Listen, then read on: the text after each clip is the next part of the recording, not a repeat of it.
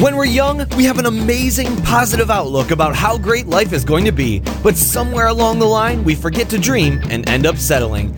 Join Up Dots features amazing people who refuse to give up and chose to go after their dreams. This is your blueprint for greatness. So here's your host, live from the back of his garden in the UK, David Ralph. Yes, hello there, world. Hello, everybody out there. This is David Ralph. This is Join Up Dots, and this is our Friday episode. Yes, this is coming out live. Well, say live. I'm a podcaster. I can do it whenever I want, and you just feel like it's live. It's coming to your ears when I determine it. I will send these words out into the air, and they will land when I want them to be, like homing pigeons, sending message of conversation, motivation, and inspiration straight into your head. So how are we all? How are we all in Join Up Dots land? Wherever you're listening to this, hope you're having a lovely day. I hope you jumped out of bed today in your special pants or whatever you wear in bed and did a couple of quick star jumps and say, I'm going to take on the world. I'm going to take on the world and I'm going to create something remarkable, inspiring and all my own so I can get all the rewards and the world will be mine. And it's true. It's true. If you do something, and I tell you what, this is what this show's all about, because I woke up this morning and I felt a bit ranty. And I've had a word with my friend Neil Hughes, the dogging, plogging, podcasting person, the tech writer, I think he calls himself, and I told him about this thing that occurred this week, and he told me in kind of English swear language, and I won't say it because there's ladies, there's children out there, and I don't like this kind of language, but he did star it out, so it kind of makes it better. You know, when people swear, but they don't actually say the word, they put like stars, and you think, I know what you're saying, I don't know why you do that. But anyway, he told me that the person who gave me a little bit of advice this week was a little bit cheeky. And I'll tell you what happened.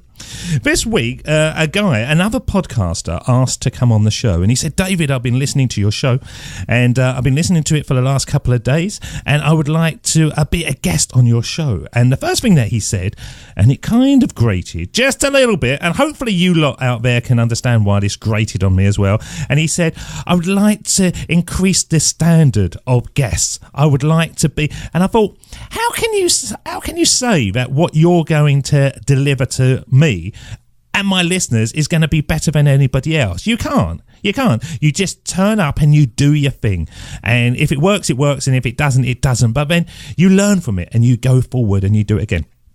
Anyway, he started giving me advice on this email. And he started telling me how I should run my show. Now, his show is somewhere in the midst of the bottom levels. Okay, so he's only just started, which is fine, but I've been going for 4 years, and I'm always open to advice. People can tell me whatever they want.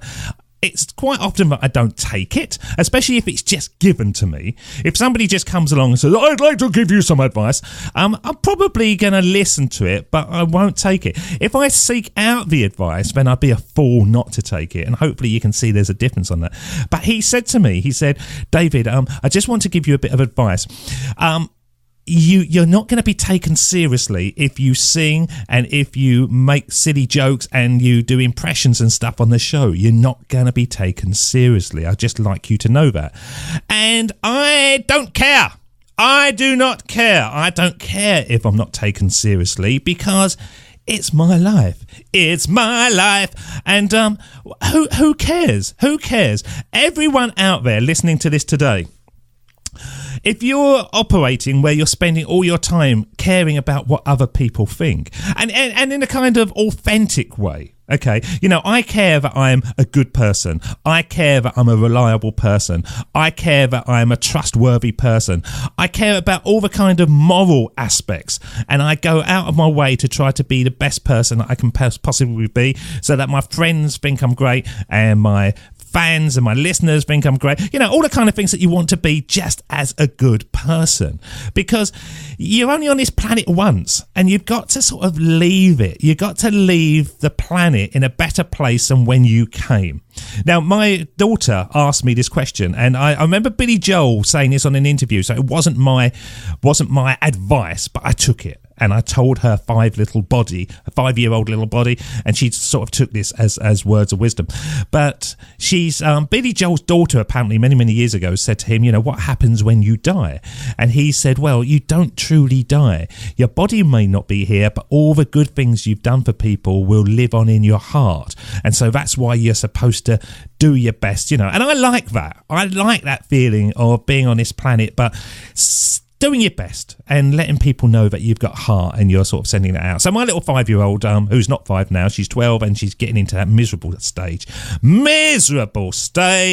Now, I know there's ladies out there, okay? I know there's ladies, and some of you will say to me, I've never been miserable in my life. Come and live in my house. Come and live in my house, because you will see my daughters, they literally change within a second. They can walk into a room, they can look at their mobile phone, and they can come out 2 seconds later, and you say, what's the matter with you? Nothing. And off they go, storming upstairs, and you go, would you like a hug? No, I don't want a hug. Right, okay, bang, and the door's closed. Now, she's 12 and she's just getting into that stage. And I suppose it ties into the show, because what I want to talk about is being authentic. This guy said to me, no one's going to take you seriously. And I thought, I don't really care. I don't care, because the people that do like the show will like the show, and if the people don't like the show, they can go off elsewhere. But I'm not going to live my life for anybody else. I'm not going to record a show which is what I think other people want. I'm going to do it for myself, and if it falls well, then great. If it doesn't, then do I need to pivot? But it's got to be what I fancy doing. So if I want to do a show and I want to go, oh, sorry, and do sort of just stupid impressions, why can't I? Why can't I? Because it's my life. It's my show. It's what I want to do. It's what I want to do on it. So he kind of gave me this a bit of advice, and it made me think about what actually is authentic. What is being authentic? And I've looked up this website, and I think this is very good. And it's at blogkissmetrics.com. And they're talking about authenticity in business, and how by actually being authentic, a lot of the time it can take care of your marketing, because people know your heart. They know that you're not being spammy. They mark you out as reliable and trustworthy. Okay. And this is what they say authenticity is. And just think about it in your own sense. Are you like this on a day-to-day basis, or are you trying to be what other people want you to be? When you go into your office, when you go into your place of work, do you play a role? Because I certainly did for years. And then every now and again I would break free from it and try to be my normal self, but the company didn't like it. They kind of suppressed it. So authenticity, simply put, being authentic means staying true to who you are, what you do, and who you serve. In an environment in which more human elements matter, it creates value and benefits for your followers, as well as improving your business. So let's read that again. Simply put, being authentic means staying true to who you are, what you do, and who you serve. Now, in Join Up Dots, I serve you. And it's the only reason that when I started recording the show, I realised that I was never going to set myself out as one of these people that release 2 shows and make out like they're an expert, they've got every bit of advice sort of nailed down, because that's just not true. It is just not true. And I would be sending out a false message to all of you guys. So if I screw up, I tell you, and I share stories on the show where things have gone wrong and things have gone right, and I've just laid it all out. And sometimes I think I'm telling too much, but it's authentic, it's out there, it's the journey that I'm on. And if there's somebody out there who's listening and they think, well, actually he's doing all right for himself, but he sounds a bit of an idiot as well, I think I can give it a go, then great, that's all I want. I want you to think that I'm an idiot, because I don't know anything more than what I'm doing that day. I come up to my recording studio, I turn on the computer, and I think to myself, right, what do I need to do? And the majority of it is upskilling. Yeah, the podcasting bit, I've got that now. That's fine. I just turn on the microphone and bang, I'll start talking. I can go on for hours and hours and hours like I'm making love to 15 ladies. I am incessant. I am a fuel injection piston working in and out, in and out, in and out, and I can just keep going. That is fine. I can do that. All the rest of it is just upskilling, and it's exhausting and it takes its time. But you got to do that to sort of move through. So I'm happy to be looked at as an idiot. I'm happy to be looked at as a fool, because my job is to hopefully inspire somebody out there to realise that you don't have to have all the answers. You just have to start going. Yeah, you just have to start doing it. Start doing. You must. That was Yoda. You see, I'm going to do everything in this. I might even start singing as well. And so my podcaster friend will listen to the show and just smack his hand, knowing that his message has fallen on deaf ears. Well, no, it didn't fall on deaf ears. I listened to it and I took his point. But then I thought to myself, can't do it. I've got to do what's right for myself. Okay, so what does authenticity bring to the business? Well, first of all, it elevates your business above the competition. If you're all doing the same thing, then who's going to win? You're all going to come in first, or you're all going to come in last. You got to do things differently. And I was very aware at the beginning of recording Join Up Darts that one of the things that none of the other business shows had was the silly stuff. I realised that right at the very beginning. There was very few. They would fall into the comedy category. They would fall into the business category, the self-help category.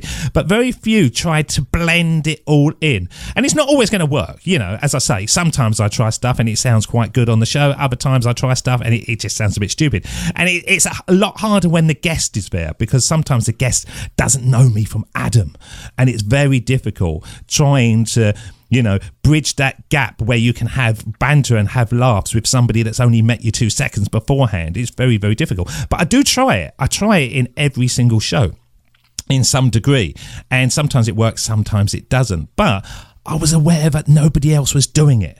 And so my business instantly had its own identity. It could rise above the competition because I was my own competition, and all I was trying to do was be something for myself and for the listeners. And if you like it, you like it, and if you don't, you don't. Okay? And it builds your identity and image into something influential. Now, this is what he missed out on. He realised, or he thought he realised, that my influence was diminishing because I do the silly stuff. But it's not. My audience is going up and up and up every single month. More often than not, due to the difference of the show. Yeah, but it's not going to be the same thing. It's not going to be your Entrepreneur on Fire when every episode is the same. I don't even know what I'm talking about half the time. I just turn on the microphone and I go for it and I see what comes out the other end. And some of these solo shows, I don't even listen. I just bash them out. And then other times I listen back, because when I get into a rant, I sometimes think to myself, is it actually making sense? Is this it? Or is it just the ramblings of a madman? And who knows? But I sometimes listen back to him and I think, yeah, that sounds all right. It gets the flavour of what I want out. Okay. So it builds identity and image into something influential, and it helps people understand what you offer is of benefit to them. Now, all I'm offering, right, this is free content. You can listen to hundreds and hundreds of episodes of Join Up Darts and not have to pay for anything. But all it's giving you guys is different avenues that you can listen to, and you think, maybe I could do that. Yeah, I could give that a go. Now, the content has changed little by little. I'm getting more into talking about the person's actual skills and talents. So if they're in recruitment, I talk a bit more about that, because I realise that it's all right having that bit. Yeah, okay, they made a decision and went for it. But if you're suddenly thinking, oh, I'd like to be in recruitment, then I've got to get those nuts and bolts out from that person. So the content has changed fractionally. So you can see that our business is out there. It doesn't matter what it is. People are making a living on talking and being passionate about what they do. And if they can do it well enough, then people come across to them to check them out, log into the email opt-ins and stuff. Now, one of the things I'm going to do at the moment, we've got a new website being built.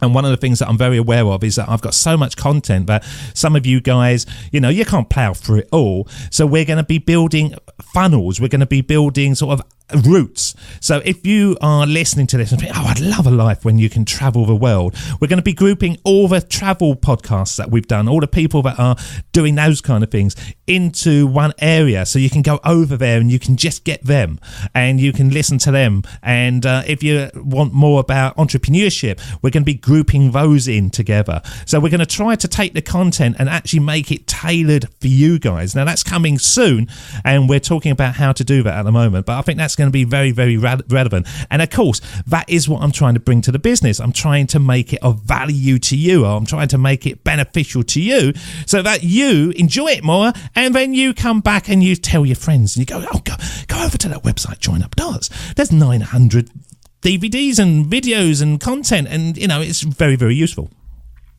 which marks me out as reliable and trustworthy. Yeah, I'm only doing it for you, and it encourages engagement, and it can turn audiences into advocates. You will tell people, he is wonderful, he is sexy, he's got a lovely head of hair, he is beautiful, I would like to stroke his man flesh every opportunity I can. And my mate Neil Hughes always says that. The amount of times he says to me, I'd like to lay you down and stroke your man flesh. Not often, I'll be honest, not often, because he's shy, but you can sense it. In between what he types into Facebook, you can sense there's man love going on. There is man love. So in response to everything in your life, if you are in an environment that it allows you to be your real self, then really think about being your real self. I like to have a joke. I like to have a laugh. If I was a funeral director, it's unlikely that I'd be able to do it. So I would have put myself in the wrong sort of environment. If I was a surgeon, I don't think that I would be doing Yoda impressions as I'm pulling bits of body out of somebody, because it's the wrong place. But if you can put yourself into a position where your natural self fits nicely, and for me, fortunately, on a podcast, it works quite well, then that is where you need to go. And so you got to know about yourself. You got to know about what you like doing. And if you like to be out and about and sort of running around and being free, then that's the environment you got to put yourself into. You got to be authentically you at all times, because then your talents become bigger and bolder and stronger, and people will notice you. They will notice you because you're in an environment that works. We can all be, we know that phrase, a fish out of water. Yeah, if you put a fish in water, it's brilliant. It does its fishy business very, very well, because it's designed that way. You take the fish and you put it on land, and it just sort of like flops around gasping for air. And more often than not, that's what we do. We take our fishy bodies and we put them into environments that just don't work. So it's the end of the episode. I have got 8 episodes of Join Up Dots that I am recording over the next few hours. We've got them back to back, lined up big time. But yeah, just think about it. Think about, how do you do it? There used to be a song, and it used to go, it's not what you do, it's the way that you do it. It's not what you do, it's the time that you do it. It's not what you do, it's the place that you do it. And that's what gets results, or something like that. I paraphrase. And it's so true. It's not what you do, it's the way that you do it. It's the place you do it, and it's the time you do it. If I'm doing silly stuff at a time that doesn't work, then it's not going to work. If I do it in a place that's not going to work, it's not going to work. You got to do it when it's right. And you create your own competition. So if you are listening, Mr. Podcast Man who came on the show, I think it's unlikely. That you're going to come on the show, because I don't think we're going to gel, really. But don't worry, I still love you. And if I ever meet you at a conference, I'm going to come over and give you a big sloppy kiss on the forehead, and we will forgive. We will forgive and forget. And for everybody else out there, if somebody gives you an opinion and you haven't asked for it, then, listen to it, but don't have to take it. As somebody once said to me, that opinions are like bum holes, and most of them are full of crap, which is kind of true. And so you take the ones that you want, and you take the ones that you don't, and you discard them, but do it that's right for yourself. do it that's right for yourself, be authentic, and move forward with passion. And just before we go, I want to say hello to Canada. I went over to Canada the other day. I was number 9 in careers. Never been in the top 10 before. Thank you so much for getting me there. And Denmark and Sweden and Switzerland, we're moving up the ranks there. Thank you so much. And if you could tell your friends and or just leave a rating and review in iTunes, that is such a big thing. And I will give you a name check. And I will love you forever. And until the next time when it is Join Up Dots, we will see you again. Thank you so much for listening, and just be authentic. Cheers. See ya. Bye-bye. David doesn't want you to become a faded version of the brilliant self you were once to become. So he's put together an amazing guide for you called the 8 Pieces of Advice That Every Successful Entrepreneur Practices, including the 2 that changed his life. Head over to joinupdots.com to download this amazing guide for free, and we'll see you tomorrow on Join Up Dots.